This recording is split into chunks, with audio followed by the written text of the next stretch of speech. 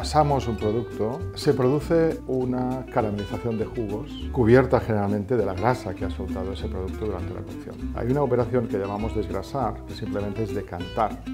ese recipiente para que suelte toda esa grasa, y otra siguiente que es la de desglasar, que es volver a colocar esa placa en un fuego y añadir un vino, un caldo o incluso agua para disolver esas